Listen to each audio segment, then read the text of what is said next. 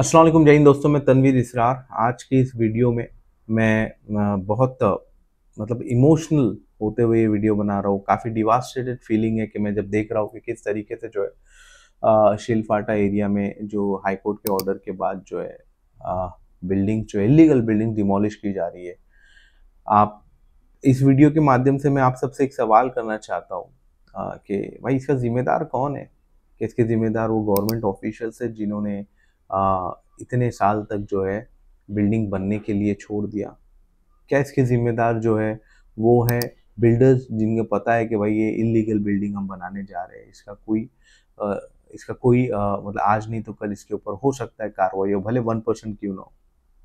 क्या इसके जिम्मेदार हम और आप है जो वहाँ जाकर घर खरीद लेते हैं? ये वीडियो मैं खास करके उनके लिए बना रहा हूँ कि जिन्हें पता नहीं है, और हम और आप जैसे लोग जिन्हें पता नहीं है कि भाई ये लीगल और इलीगल बिल्डिंग में क्या फ़र्क है और हमें क्यों उस बिल्डिंग में घर नहीं लेना चाहिए। आपको मैं सबसे पहले बताना चाहूँगा कि इलीगल बिल्डिंग में अगर आप देखेंगे तो आपको पता नहीं होता कि किस टाइप का मटेरियल यूज़ किया जा रहा है। उसमें सरिये जो है, सीमेंट, कंक्रीट कौन से क्वालिटी का यूज़ किया जा रहा है, आपको पता नहीं होता।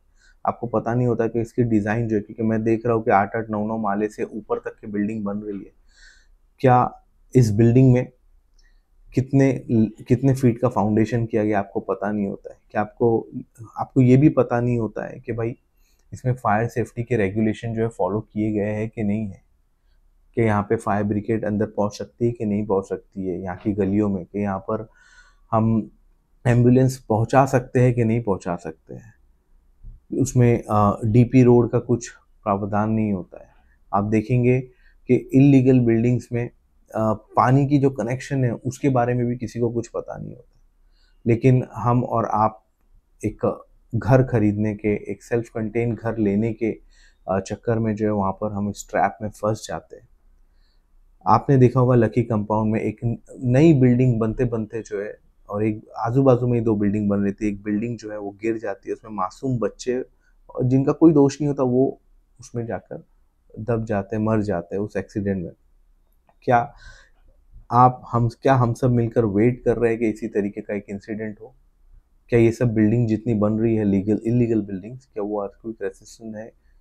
क्या उसकी डिज़ाइन्स कंपैटिबल है, उसकी डिज़ाइन अप्रूव्ड है? हर स्टेजेस पे जो लीगल बिल्डिंग में चेक्स होते हैं, कंप्लायंस होते हैं, स्लैब जब बनता है तो आर्किटेक्चर से सर्टिफिकेशन इश्यूज होते हैं, फायर सेफ्टी का नॉर्म्स फॉलो किया जाता है, सोलार्स की फैसिलिटीज़ के नॉर्म्स किए जाते हैं, उसमें वाटर लाइन्स के कनेक्शंस होते हैं, उसमें ऑक्यूपेशन सर्टिफिकेट मिलता है। जब ये पूरी जो जिम्मेदारी है उसके साथ इसके अंदर काम होता है, जबकि जीपी बिल्डिंग में नहीं होता है।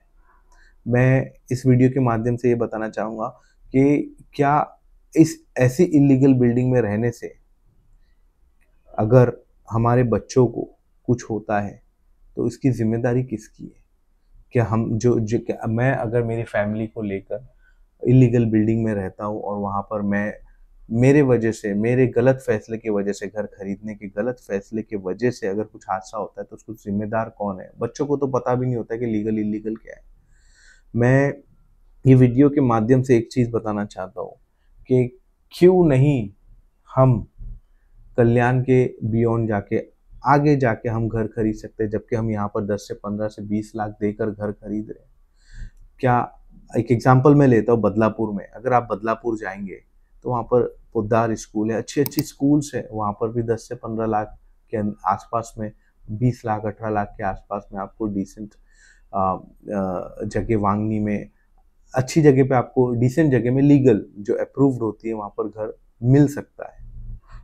सिर्फ एक इंसान को जो है, जो घर में जो ऑफिस जाता है या कमाने जाता है, उसको थोड़ी तकलीफ उठानी पड़ती है, लेकिन बाकी जब घर के लोग हैं वो सेफ रहते हैं।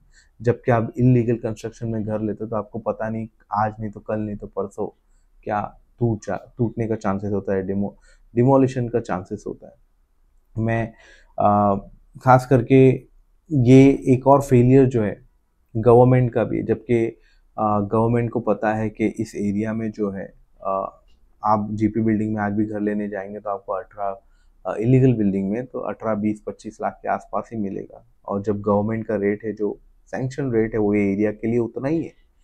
तो गवर्नमेंट से भी मेरी रिक्वेस्ट है कि ऐसी जगहों पर जहाँ पर डिमांड ज़्यादा है, सिमिलर रेट में आप कोई हाउसिंग पॉलिसीज़ लाइए, स्कीम्स लाइए जहाँ पर ऐसे जो ग्रीन ज़ोन्स की जगह है वहाँ पर प्रॉपर तरीके से उसका कंप्लायंस पूरा करके आप यहाँ पर रेसिडेंशियल गवर्नमेंट की तरफ से इनिशिएट करके घर बनाइए और गरीब लोगों को जिस तरीके से आप सिटकोज और जो लॉटरी सिस्टम में घर देते हैं उस तरीके से यहाँ पर गरीबों को घर दीजिए, तब जाके ये जो प्रॉब्लम है ये सॉल्व होगी। आज अगर आप बैठकर कैलकुलेशन करेंगे तो आप देखेंगे सिर्फ और सिर्फ इसमें गरीब जो बायर है वो फंसता है। यहाँ पर बाकी जो बिल्डर था वो पैसे कमा के चले जाएगा, जो गवर्नमेंट ऑफिशियल्स हैं उनके ट्रांसफर्स हो जाते हैं, उनका एंड ऑफ द डे सिर्फ आप देखेंगे कि सिर्फ और सिर्फ जो है प्रॉब्लम में आता है वो है एक बायर, घर का बायर जो पेपर लेके घूमते रहेगा कोर्ट टू कोर्ट कि भाई मैंने यहाँ पर घर खरीदा था और मेरा घर टूट गया। पैसे लेकर सब अपने अपने रास्ते निकल जाते हैं।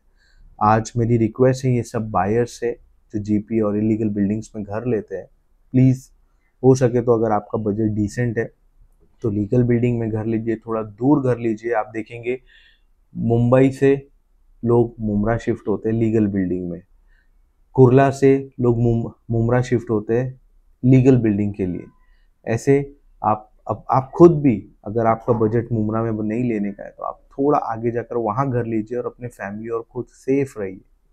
आज के दौर में अगर आप देखेंगे तो इंफ्रास्ट्रक्चर इतने क्लीन हो गया है, रोड्स वेज इतने क्लियर हो गए कि हम और आप मिलके ट्रैवल इजीली कर सकते हैं। बस वीडियो बनाने का मकसद ये था कि हम और आप सेफ रहे, अपना हार्ड एंड मनी इस तरीके से दूसरों पर जो इलीगल बिल्डिंग्स बना रहे हैं उन पर ना लुटाए, अच्छी जगह घर ले, सेफ जगह घर ले और अपने फैमिली के साथ सुरक्षित रहे। Thank you.